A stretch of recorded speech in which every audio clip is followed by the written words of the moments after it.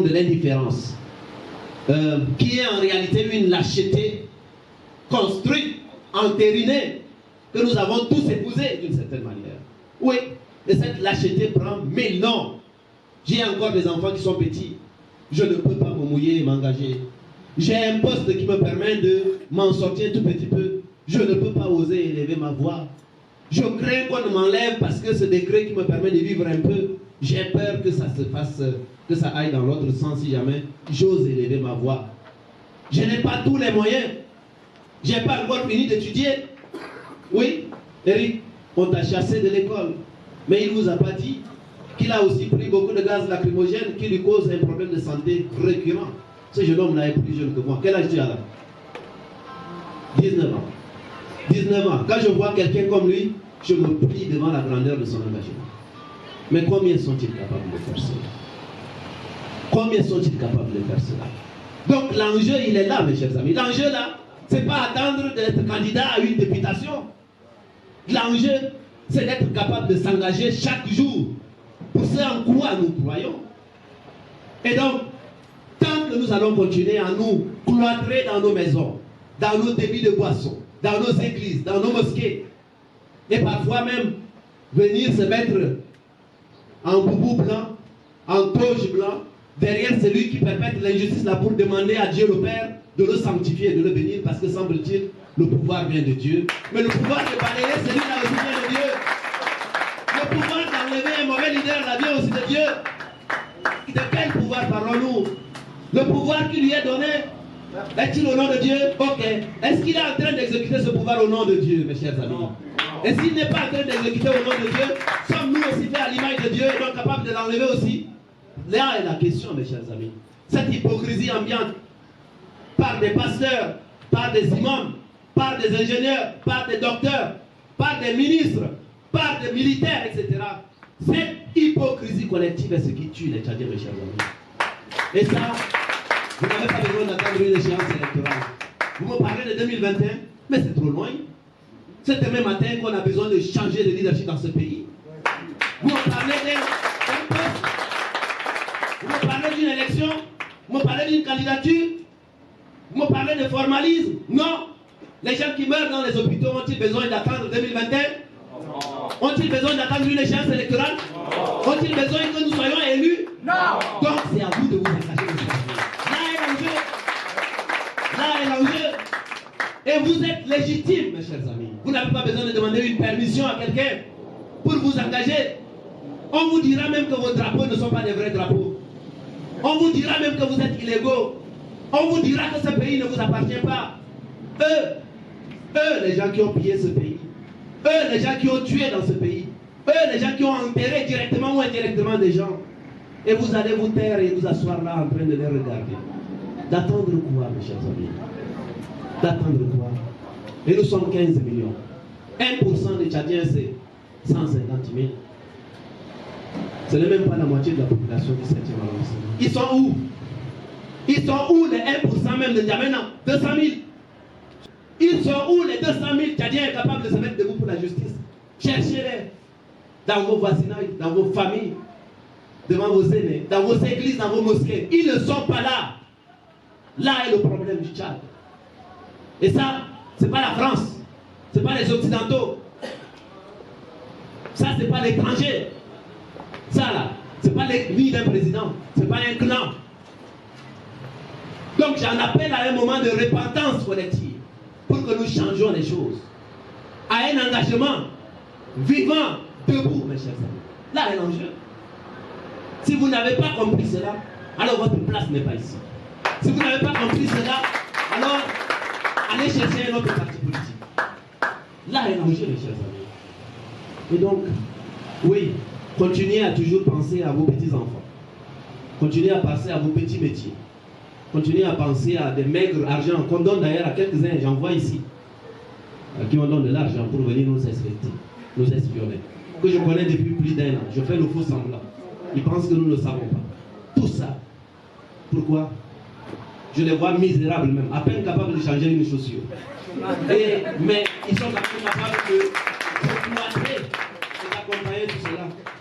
Je les plains Et je suis dans une démarche d'assistance aux personnes en danger. Certains parmi eux sont mes petits frères, d'autres sont mes aînés. Et je les plains, je prie pour eux même les soirs. Et je me dis, un jour, vous allez vous aussi être transformés.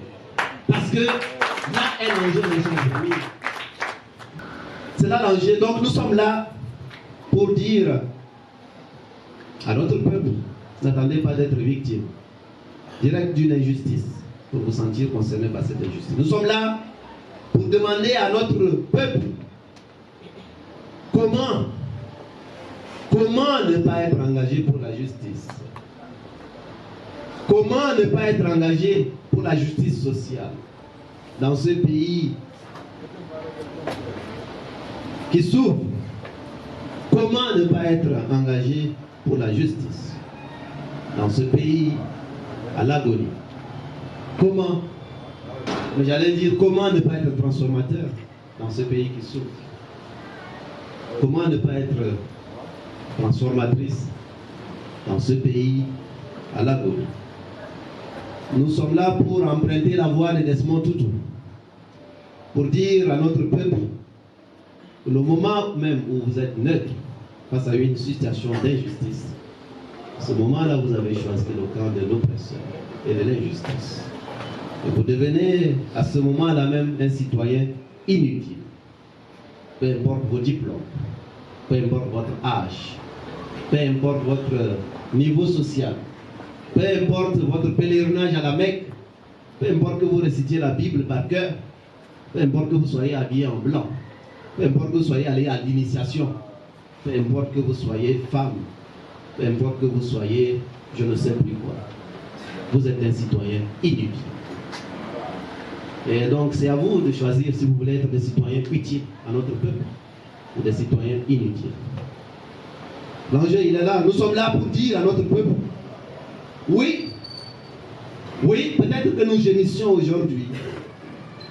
Oui, il est minuit dans nos cœurs. Il est minuit dans nos cœurs chaque fois qu'il y a une injustice que nous subissons. Le que tes voisins admirent tes enfants deviendra une réalité dans nos vies. Que le lève-toi et regarde devant toi, debout et à l'ouvrage, retentira dans nos cœurs comme une réalité. Ce jour-là, la promesse du progrès, faite aujourd'hui, qui est dans les papiers, sur les bâtiments administratifs, mais jamais dans nos vies, ce jour-là, le progrès deviendra une réalité. Mais alors, pour y arriver, il faut repartir aux fondamentaux. Et ces fondamentaux, c'est l'unité. Oui, les pères fondateurs de notre pays ont pensé à l'unité. Je l'ai entendu tout à l'heure, oui, nous devons travailler ensemble. Ensemble, indépendamment de nos casquettes, indépendamment de nos partis, indépendamment de nos régions, de nos religions, de nos... Oui, l'unité. Et puis alors, à ce moment-là, nous pouvons travailler ensemble à transformer notre système judiciaire. Travailler ensemble à transformer notre système éducatif. Travailler ensemble à transformer notre système sanitaire pour que nos mamans ne meurent pas en donnant la vie. J'ai appris récemment la mort d'une maman qui a accouché, qui a laissé 3 enfants et qui est partie. Travailler à transformer notre système d'emploi pour que des gens qui ont salué l'école à distance ne soient pas ceux qui sont bombardés par les décrets. Et les autres qui ont usé les fonds de leur culotte, de leur jupe, de leur délabia, de leur pantalon, de leur surwal, ils ont simplement resté là dans la rue. Oui, nous pouvons donc travailler pour que des gens qui sont à des niveaux de responsabilité en nos noms ne viennent pas tirer sur nous au carrefour d'une route qui n'ont même pas pris le soin d'ailleurs de réparer ou d'arranger. Oui, ce jour-là, le progrès deviendra une réalité. Parce que nous aurons compris que le travail qui est au cœur de notre devise, unité, progrès, mais pour arriver au progrès, qui est synonyme de la transformation, eh bien nous avons besoin de travailler. Le travail est au cœur. Travailler, c'est s'engager. Oui, et si une fois au passage, vous êtes tenté de vous engager, et une autre fois, vous avez peur de perdre votre vie, vous avez peur que le gaz lacrymogène tombe dans vos poumons, vous avez peur d'abandonner, semble-t-il, vos enfants orphelins, vous avez peur de, alors, je peux vous faire une promesse, alors le progrès ne viendra jamais. Mais si vous comprenez les enjeux et que vous vous engagez, alors je peux vous garantir que ce progrès deviendra une réalité. Alors je vais finir En nous demandant de repartir aux fondamentaux, en nous demandant comment ne pas être transformateur dans ce pays qui souffre. Qui ne veut pas être transformateur dans ce pays qui souffre?